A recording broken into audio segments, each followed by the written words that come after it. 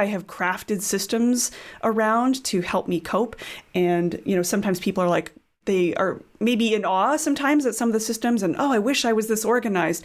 And I'm like, you don't understand. If I was not this organized, this cart would go off the rails. Like, it's pure chaos. Like, it really is. Chaos is kind of my default state.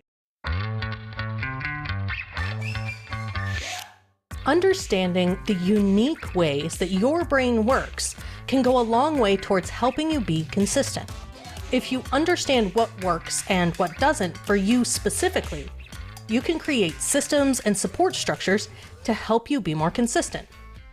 I'm Susan Bowles, and you're listening to Break the Ceiling, the show where we break down unconventional strategies you can use to save time, boost your profit, and increase your capacity. So much of being able to be consistent has to do with the way you work and the systems you create to help you do that work consistently. Which means that you have to figure out how you work best and where you particularly struggle. And that's different for everyone. Now, that idea runs counter to pretty much every productivity hack out there. Most common productivity advice centers on the idea of trying to do more work, to shove more into the day, to force yourself to change your behavior so you can do more. But what if you don't want to do more? What if you just want to make it easier on yourself to do the work you love? Or what if your brain or energy levels just don't work the same way that the productivity bros who hawk the advice do? Then a lot of that advice is really just downright useless. The real key is figuring out how your brain works and creating an environment that supports you doing your best work. And that's probably not forcing yourself to follow someone else's hacks, but experimenting and figuring out what works for you. Marie Poulin of Notion Mastery helps ambitious business owners level up their digital systems, workflow, and productivity so they can spend more time on what matters. She's been an influential voice in the Notion community. She has a big following on her Notion YouTube channel, and she's created a lot of the Notion resources that are available today. She also recently discovered that she has ADHD, so her brain works a little differently. And things like consistency or scripting things or executive functioning, like deciding what to prioritize working on, can be extra challenging. It's one of the reasons she was drawn to Notion in the first place. She could build a completely customized project management system that worked the way her brain worked. Marie and I talk about consistency and how critical it was to her success with Notion and her course and community, Notion Mastery. But also, we talk about how discovering she was neurodivergent explained so much about how her brain worked, and it's helped her figure out how to set up systems that work the way she does. Hey Marie, thanks for coming back to the show. I'm excited. The last time you were on, you were sort of the beginning of you're the Notion person.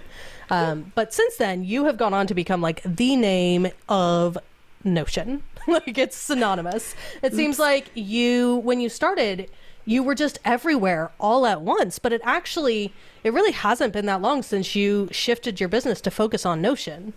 And you said you credited consistency as being one of the major reasons that you've succeeded. And I absolutely agree. Consistency is really important. But when you started down this whole YouTube Notion path, was consistency actually a focus or a priority for you when you started it? How did you approach, like, I'm going to go be a YouTube star about Notion? That definitely wasn't the plan. Being consistent in the beginning was part of the plan because I sort of felt like I could sense this energy emerging. I could see, Notion was kind of exploding. There was this popularity just kind of building. And I sort of felt like, okay, this is going to explode. I'm on the cusp of something. I started to see other people had some, blogs about it and courses and some videos, but there still wasn't a ton. And I thought, if I'm going to get known for this, I'm going to have to really take it seriously. And so I committed to doing a YouTube video every week for 3 months, which is, it's a lot of work for sure. And I certainly wasn't comfortable with video at the time, but it was just the best way to share about Notion. And the videos were getting so much traction so quickly, and the the followers on YouTube, it happened so fast. I thought, okay, it was an immediate feedback loop that, okay, this is going to be the best way to get the information out. So between that and then doing Notion's office hours every week, I basically had 2 different sources of content happening every week for about 3 to 4 months. And so if you look at my YouTube now, you'll see videos like maybe once every month or so. And so now I don't have the same cadence and the same output that I used to have. But in the beginning, I think it really, really mattered because it did feel like, oh, Marie's everywhere. And they just associated me with Notion. So right at the beginning when I was doing that, I think is kind of when it mattered most. And then in some ways, it sort of bought me some credibility. And then I was able to kind of take my foot off the gas a little bit. So that's super interesting. And when you were embarking on this, okay, I'm going to do a video every week. That's my commitment to myself, my commitment to this project. And I'm going to do the video and the office hours. What was your biggest, what were your biggest challenges actually doing that? It's one thing to say, I'm gonna be consistent, I'm gonna do this, and then like a week goes by, 2 weeks go by, and you do it, and then like something comes up the third week and you're like, well, maybe I won't. Yeah, and I definitely feel that now. And I've shared this before, like we can chat a little bit about the ADHD side of things, where I can go through wild bursts of intense focus that can last for days, weeks, sometimes months at a time. And I sort of look back at that time in my life and I go, how on earth did I pull that off? Because that is bananas. And I think part of it was that it was sort of the only thing I had going on. I knew I wanted to make a Notion course, probably July, August of 2018 maybe, and did my first webinar about Notion in that August, and a few months later was when I launched the pilot of my course. So I kind of knew if I was going to sell a course about Notion, I needed to build that credibility and get that lift. So I think there's sort of external motivating factors where I've promised people I'm going to do this thing. They're depending on me. People are asking for it. There's an opportunity here. So I think I'm probably very driven by that sort of, I don't know, people pleasing or, external expectations. That's a big part of it for me. I kind of know that about myself. If I make a public promise, I'm much more likely to follow through on it. So there was that. And again, just week after week, every time I was releasing a video, people were blown away. They were commenting. There was just so much engagement. It felt way easier. I had something to talk about, and I was actually really excited.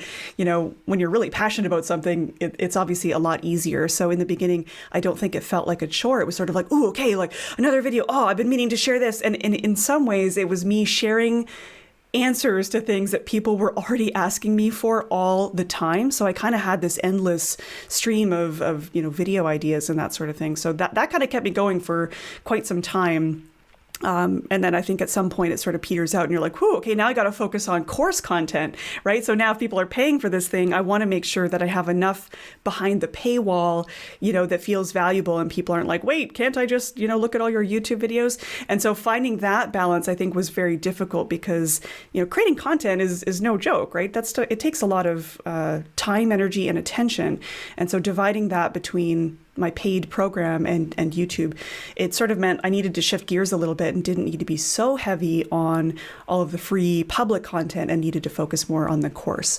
So that's a little bit of that journey, sort of consistent, really heavy for a short focus burst, and then sort of, whew, okay, now I need to focus over here. And how, this is not necessarily related to consistency, but how did you break down what goes public, what goes in the course, and how do you balance creating content for, it's essentially 2 channels that are talking about very similar things and very similar content. How do you think about dividing the 2 and balancing both the workloads? I think this is something I'm probably still working on. I haven't figured out necessarily the answer to that, but I can share some of the observations in that I think in YouTube, people's attention span is so short, and you have to get right to the point and get really specific. And I think in some ways that was really tricky because people would be like, get to the point, but then other people would be like, wait, slow down, you didn't go into XYZ. And I was like, oh, wow, it was really interesting to kind of try to figure out how much information to give, how fast to go. Again, people's attention span is very different. When they're paying for a course, they're sort of invested in a different way and they're willing to spend a little bit more time. And so in some ways, the YouTube is a bit more teasing the possibilities while showcasing something really specific, like tutorial style. Hey, here's how to do this one really simple thing in Notion. Whereas the course is much more immersive. It's a longer term experience, if you will. It's touching upon all of the habit creation and personal growth and other parts that happen as a result of integrating Notion into different parts of your life and business. So it's much more immersive, a little deeper. We get a lot more into the personal development and growth side of things, if that makes sense. Yeah, totally. And so now that you have both channels, so at the beginning you did really focus on YouTube, and then you really focused on course content, and now they're both, as far as I hear, pretty well established. Mm-hmm. How do you balance creating content now that there's two channels and they're mostly there? Oh, it's so hard. It's really hard to keep up with YouTube now because my excitement and my focus, it's like I really want to serve the people who have already committed and paid for the course and are immersed in that and are part of the community. So what I like to do is make sure that if I'm sort of teasing out a concept, I like to test that out with the community first. So they always kind of get first access to things I'm thinking about and, hey, I'm experimenting with this new way of doing something in Notion, check it out. And so there's sort of like this inner circle, and I get to co-create that with people in the course. And then I can say, oh, great, now that we figured out a way to do this, I can show one small part of that on YouTube. But I'm less, I don't say less worried now about YouTube, but it's sort of, if I can get one video out a month, I'm happy. Obviously more would be ideal. Like if I could be shipping a weekly video, that would be awesome. But in some ways, I feel like the traction that I've built up and the sort of SEO juice and reputation and all that, a lot of those videos that are still 2 years old. And I know you know this from your podcast too, right? It's like the 2-year-old videos that you're like, what? I did that one thing and now suddenly that's how everybody knows me. And then they watch that video and they purchase the course. So I still have videos like that have been around forever that still are really highly converting. And so in some ways, as long as you have that pillar content out there, that becomes an engine that can kind of keep serving you over and over again. So, again, I still haven't figured out all the answers. I would love to be able to ship a video at a more weekly cadence. And maybe part of that is going even smaller, like really, really tiny tips and tricks and that sort of thing, because video editing takes time, all of that stuff takes time. So I'm still figuring out kind of how to balance that. But I'm also in the midst of a curriculum redesign right now. So my focus is just 100% on how can I make the paid program the most epic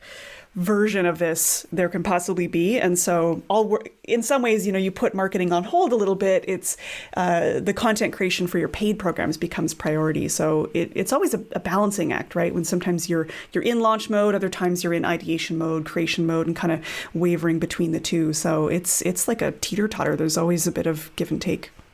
Yeah, I've noticed similar since my course launched. It was very much, I focus on the content creation, then you focus on the marketing, then you go back and do curriculum updates, and then back on the marketing side. So yeah, I feel you know the deal. As soon as I finish something, I'm like, oh, I could make this better. And I have to be like, nope, just put it on the list for next time. It's okay. Good enough for now. You don't have to fix it right now. It's okay. Exactly. So were there any downsides to focusing on consistency, to being really singularly focused on the YouTube channel or the course? Are there any downsides that you found? I guess I haven't personally. I think it was one of the smartest things that I ever did was doubling down on it.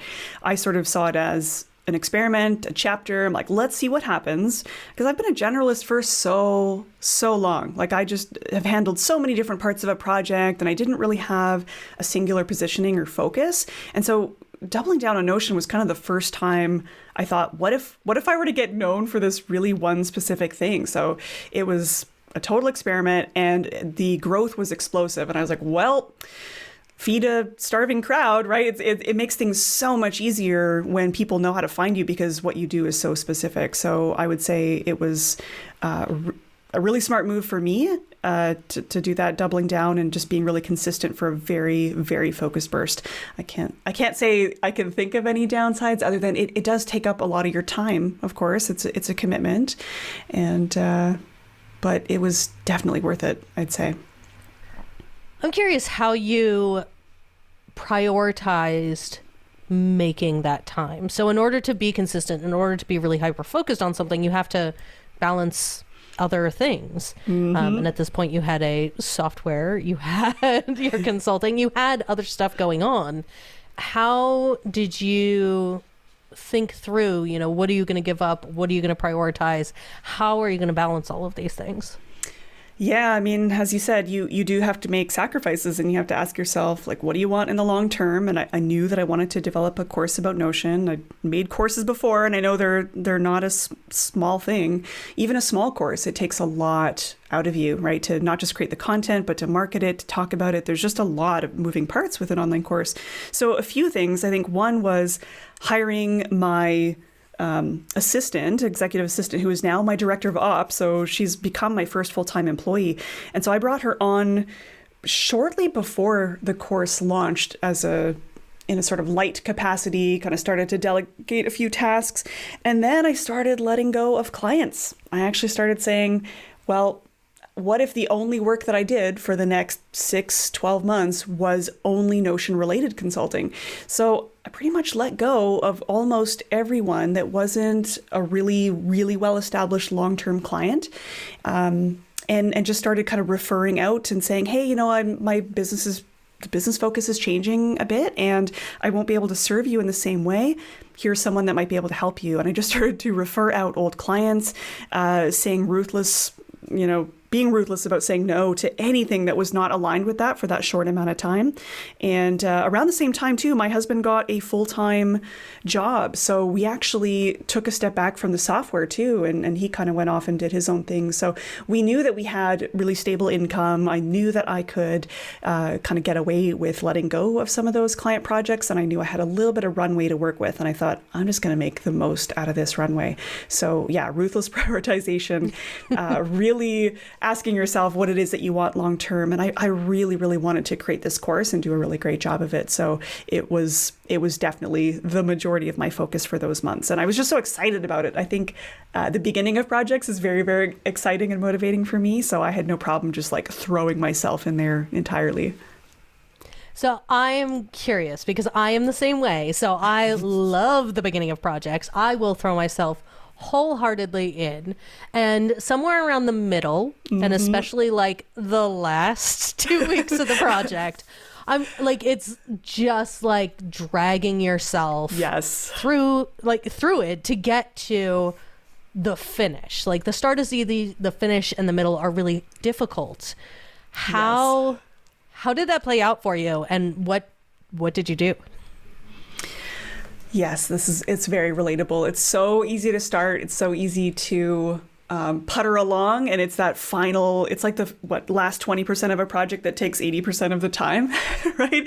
It's limping to the finish line. So again, part of it is hiring a little bit of that help and that accountability. I do feel like the course for me, it took a long time for it to feel complete. So I launched it in beta. It was a pilot program. Everyone that initially joined the course was sort of a co-creator, and through their questions in the live calls, I would be revamping the material, and it just sort of felt like I was revamping the material all the time, and it sort of felt like, oh my gosh, is this project gonna never end? So I'd say it took a good 6 months between starting the course and actually feeling like, okay, I can call this kind of complete. And then I'd say it still took many, many months after that. And just the more people that went through the course and the more I would see the gaps and I would see the potential. And I was like, okay, part of me was like, well, what if actually it's okay that this course doesn't really complete? And that might sound kind of insane, but I was like, if one of my strengths is the iteration and the improvement process, and I do always kind of see those opportunities and I want to keep making it better, what if that's just part of the way the course grows? How could I put the foundational elements in place and kind of lock that down and be like, that's complete. But then the rest of the course could be more of a resource library that could grow over time. And I can, when I'm feeling energetic and when I feel like there's an opportunity, I can go and re-record those videos. So in some ways, I kind of gave myself permission to be like, it's okay. You can keep working on this thing. It's going to keep getting better over time. But make sure at least the beginning fundamentals are locked down and complete. But having my assistant, Georgia, to kind of hey, Marie, we're like missing a video here, or this needs to be complete, and kind of, get on my back a little bit about that was very helpful. Yeah, maybe I need a Georgia. Everyone needs a Georgia. But I will say that is definitely something I still struggle with for sure, is it's always the finish of a project that is really, really difficult. So I feel like I have to find ways to trick myself and motivate myself into just getting it done. Yeah, I also struggle with the finish. I am great with designing the thing. I'm great with the ideation. That part is like super easy. Like it just flows. And then, yeah, towards the end, you're just gotta hire the finishers, right? Hire the people who know how to help you. Yeah, I still gotta do that. I'm not in the mood for that. Let's just push that off. Mm-hmm. So you recently discovered that you have ADHD. How has that changed how you approach consistency, how you think about consistency? Has it explained or changed the way you thought about anything? Oh man, yeah. Part of me was like, how did I not see this sooner? Like it seems so obvious in hindsight, but in some ways I feel like even I maybe contributed to some of the stigma, because I was like, oh, come on, that's all of us. We all have it was like I resonated so hard with everything, all of the memes and all of the hilarious jokes and descriptions. And I was like, yeah, but come on, like that's all of us. And at some point I was like, wait a second, maybe it resonates so hard because that's me. Like, and it really shook me. I was quite surprised in a way, because my sister has ADHD too. And she is, what I would call maybe the poster child of what you think of when you think of ADHD, of that sort of completely hyperactive, extreme extroversion, inability to kind of motivate yourself to follow through. And I know she has really struggled over the years with school. And, I fast tracked through high school and, did university and stuff. So I thought, well, there's no way. Like, obviously, I've been like self-directed and running my own business and all this stuff. But the more I learned about it and the more I uncovered, I started to be like, oh my gosh, that explains so much. And it explains some of the exhaustion, I think, around maybe even hiding some of those parts that we're really not proud of, or, that sometimes it takes a client being like, hey, just checking in before I'm like, oh, right. Oh my gosh, I should follow up with that client. Right. There were things that I think I have crafted systems around to help me cope. And, sometimes people are like, they are maybe in awe sometimes at some of the systems and, oh, I wish I was this organized. And I'm like, you don't understand. If I was not this organized, this cart would go off the rails. Like it's pure chaos. Like it really is, chaos is kind of my default state. And so I think I found these ways of tricking my brain, but I didn't realize that in a way, it was coping with the way that my brain works. And even being self-employed, like I didn't really realize, I've kind of joked about being unemployable, and getting to work on time has been a problem my entire life. Like I don't know if I've ever made it to work on time, and it's kind of an embarrassing thing to think about, right? Or I'm not proud of that, but getting up in the morning. And funny enough, I was watching a video about what is ADHD and how does it often get kind of missed in women. And that was actually the first thing that kind of triggered it, was extreme difficulty getting up in the morning. And I was like, what? Okay, like this has been an issue. I used to have 3 alarm clocks in my bedroom when I was in high school, and I would still be like running down the street, like trying to make the bus on time. And it was chaos. And so I was like, that's a symptom? And I started doing a little bit of research and just all sorts of funny little quirks that I thought were quirks. And I was like, oh, wow, it would explain a lot of these behaviors. It would explain, even in calls, often when I'm in a call with someone and my brain is going like a million miles an hour and I'm like interrupting thoughts with other thoughts. And so these things that I just kind of thought were quirks or things that I was maybe embarrassed about, I thought, oh, there might actually be a reason, and my brain might actually work a different way. And I think it's what has led me to be really great at strategic work and ideation and all this creative projects, and why I can have these really, really intense, hyper-focused bursts of energy, but followed by, all right, well, Marie doesn't want to do that, so she's not going to do that. House, even my house being in a state of complete disarray, but then my business is always humming along, right? It's like, how can I run a successful business and work with these big name clients and stuff, but my house is in complete chaos. So it's been an interesting process to uncover what are the things about this that have actually helped me succeed, and where are the parts that I've struggled with and maybe have hidden even from myself, or maybe that I denied or was embarrassed about, or maybe spent a lot of energy masking. And it was very permission giving to go, oh, what if that's just how my brain works? And now I can find ways to work with it and stop judging myself so harshly about that stuff. So it was quite a process of highs and lows and compassion for myself. And then also just being like, how the F did I miss this? Like 37, 38. I'm like, how on earth did I miss this information? So I think that's really interesting. And I love the idea of just accepting that is how your brain works, and then using systems, using tools to work with your brain instead of trying to force your brain into somebody else's box of how they think things are supposed to work, or even like your own idea of how things are supposed to work. Can you talk a little bit about some of the tools or systems that you've put in place that have made a significant difference to you being able to run a successful business and be seemingly from the outside very organized? It may not be that way behind the scenes, that's fine, but from the outside it looks very organized and lovely. Yeah, I mean, there's lots of pieces that are organized, and I think there's also parts that might feel a bit chaotic. And again, part of that has been having a team that can fill some of those gaps, and even like a team that understands how I work and can be supportive in that way. I often feel very chaotic when I'm talking, or let's say I'm in a strategy session with team members, and I can see, Georgia is like very quiet and taking notes, and I'm just doing my thing and brain dumping and being chaotic.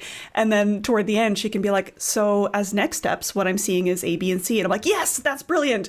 And just someone who can kind of translate a little bit of that creative energy into really practical next steps has been incredible. So, again, having an assistant whose brain works very different than mine, much more linear, logical, maybe slower and sort of, I don't say more intentional, but it's a little bit of a different energy. That's been huge. Time blocking, huge. It's like I have to force myself into these little containers to contain the chaos. And so theming my days, time blocking, giving myself those containers wherever possible, embracing the hyper focus while also, even my husband and I, we'll get into those wild bursts of focus where it's like, I'm in the zone, don't bother me, please make me dinner. Making sure you've got your support network in place is huge.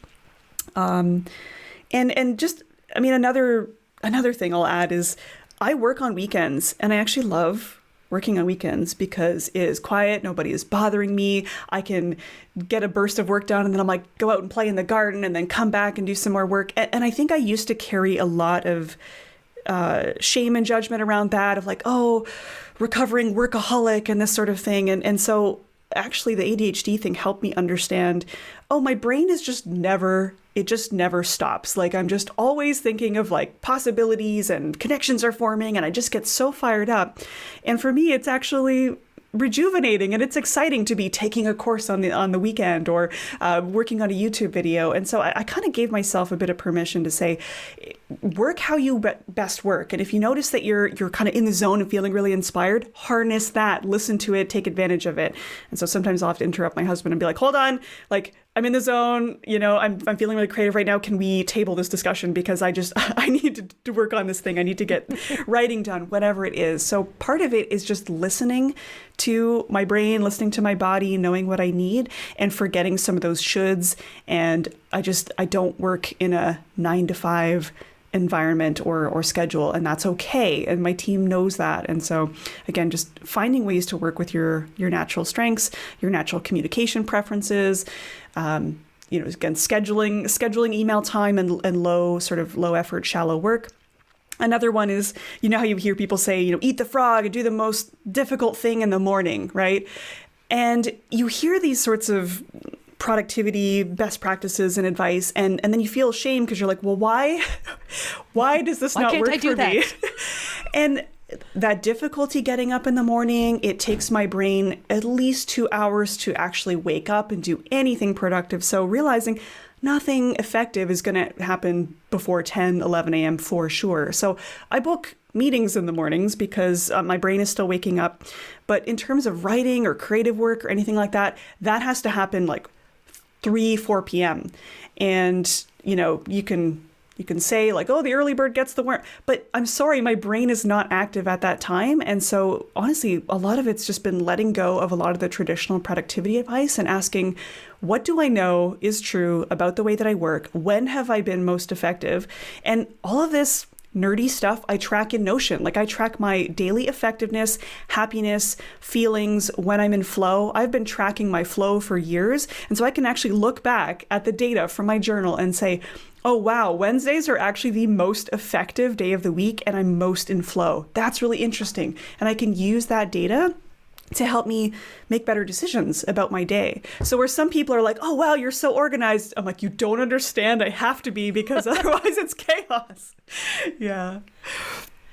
It's so interesting. And I love the idea of just tracking your data and your energy and how you're feeling, because you can then go back and use that data to schedule. And I did something very similar I'm completely the opposite of you. So I have to, if I don't write it first thing in the morning, it ain't happening that day. Amazing. Like I have to do admin and email stuff in the afternoon, because if I get into it and I haven't done the thing that I am supposed to, like the thing that requires focus, like if I have to write an intro for a podcast or whatever, that has to happen first thing, or it's just like my brain is mush by like 2:00 in the afternoon. But it took me a really long time of like tracking to figure out like, okay, cool. If it doesn't happen before lunch, it ain't happening. So how can I schedule my days and plan out how my work works so that I can work the best way for me and how my energy levels and my brain works. And I love that you've done something similar and that it is completely the opposite. Yeah, it's you can read all the productivity advice, but at the end of the day, nobody knows your circumstances, your brain, your energy better than you do. So I like to pay attention to that and be like, what are the trends? What are some things I can see that work? Where do I notice resistance? And how can I basically design resistance out of my schedule, or at least to minimize it as much as possible, knowing I might have maybe less, motivation or willpower or whatever to work with. And so how do I work with that? Yes, I love this idea of paying attention to where there's resistance and trying to understand why there's resistance. Is it something because I don't feel like I know how to do this task? It's just something I don't want to do. I'm never going to want to do it. You find somebody, you have somebody on your team who does want to do those things and hand them off. And being able to really look at how you work as an experiment that, at least for me, is kind of constantly evolving. I'll try something and go, that didn't work. So like, I guess 2019, I tried doing, I would schedule a break week. Like, so once a month there was a break week where I didn't have any meetings. I didn't have anything. That. Like I was trying to really focus on, recovery from burnout. So I was like, I need a lot of work. Like I need time off. And the first 2 or 3 times I would go around my own boundaries and schedule stuff. And I would get to my break week and I'd be like, I have to work the whole week. How did that happen? Oh, I've definitely been there. That wasn't supposed to happen. How did that happen? And then going back and realizing that it was me. Like I was the one that was doing that, where I was like, oh, this is somebody that I like talking to. We'll just schedule a meeting. It'll be special fun. exceptions. And then, I special exceptioned my way out of a break week. And it took me probably 3 or 4 months before I was like, oh, okay, cool. My boundaries are my boundaries. It's totally okay if I schedule them for the next week. There's plenty of time. It's not urgent. But it did. It took me it probably took me 4 months before I actually figured out what was going on. And it was just an experiment of, does this work? Nope, that doesn't work. Why doesn't that work? Okay, let's try something else. I love that you said, yeah, it took you 3 to 4 months, and I'm laughing because literally last week I had 7 or 8 calls, and it was meant to be my week off, and I was like, how did this happen? How did this happen? It's not just me.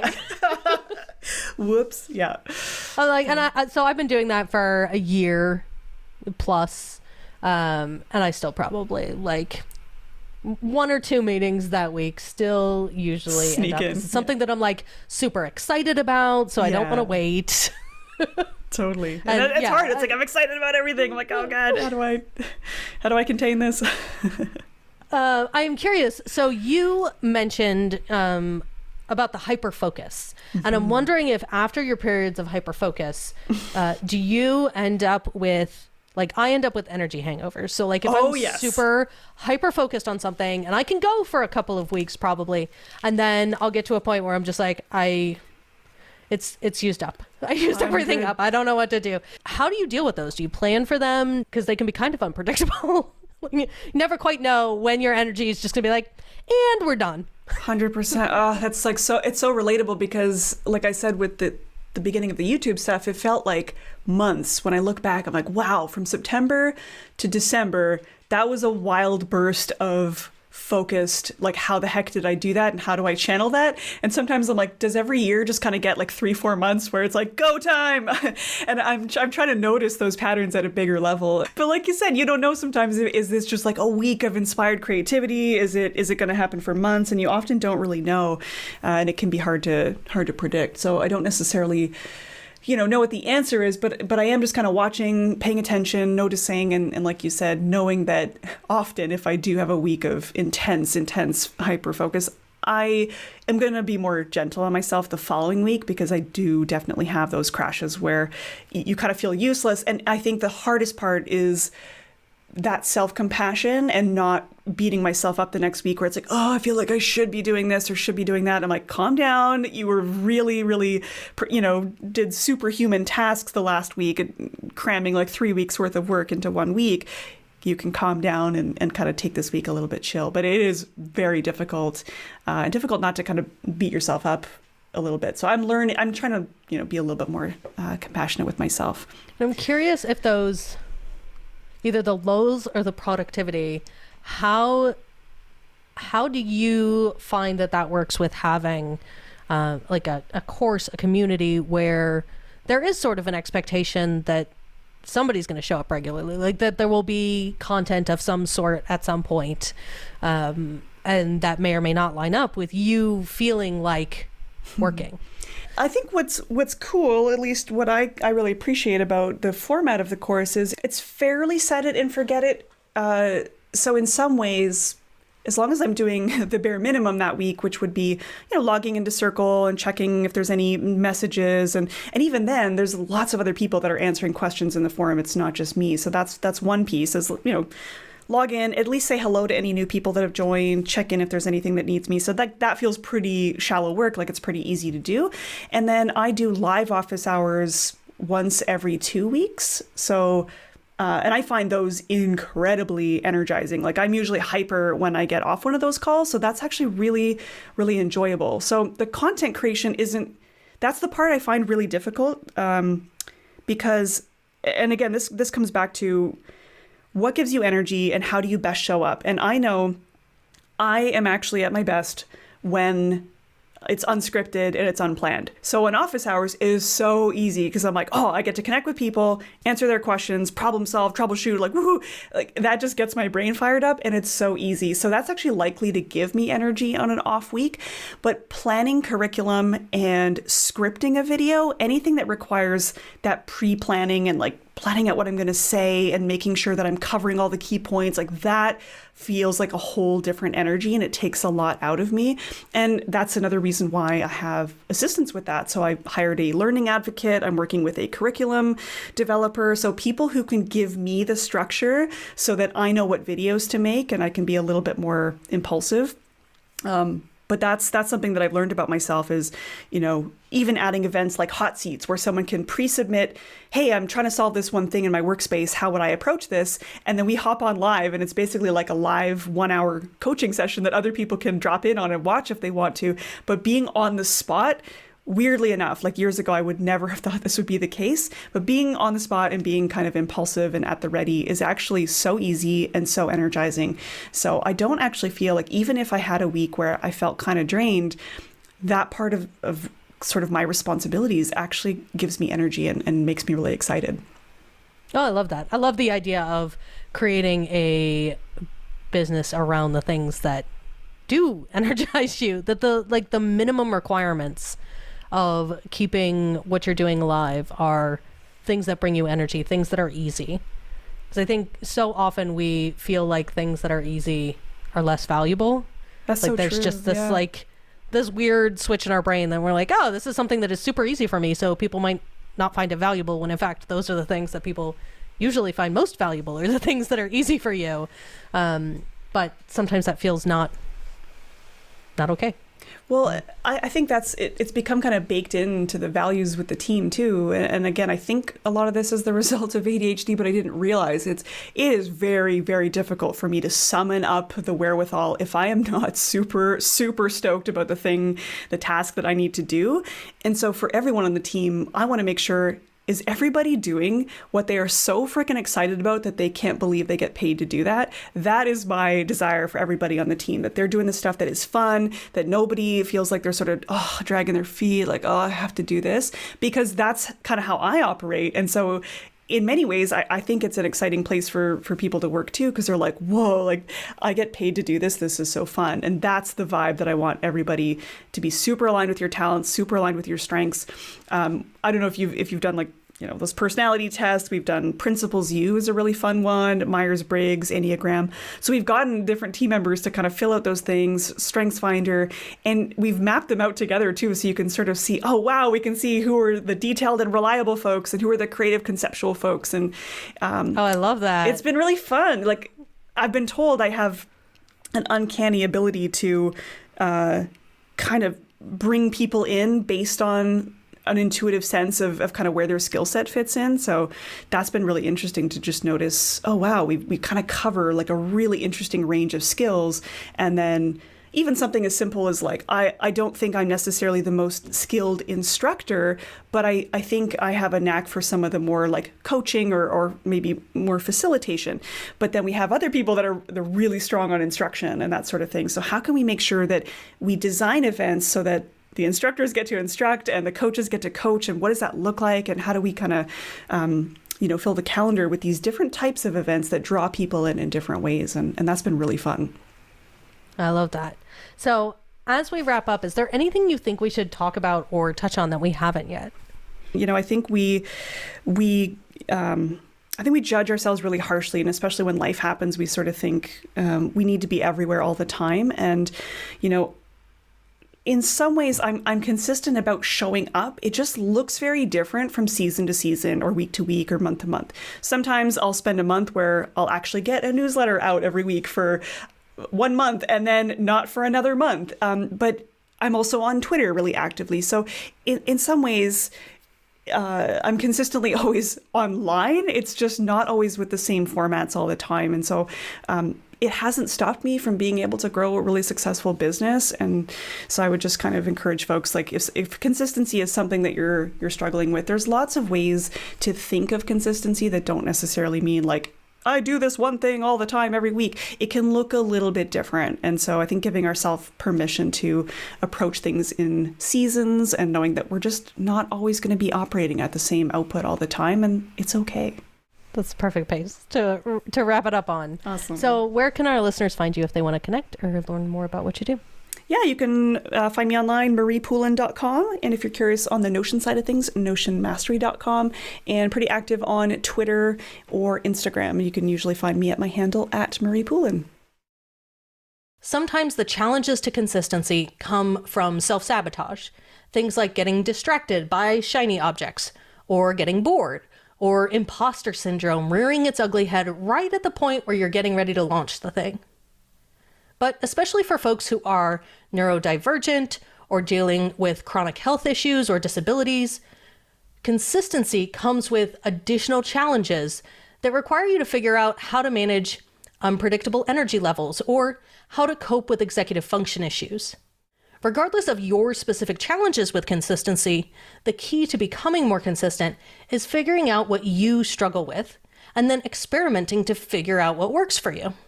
For Marie, she tracked her energy and focused and figured out that Wednesdays are really productive for her, and that she had to work on hard things in the afternoon or whenever the inspiration struck, even if that happened to be a weekend.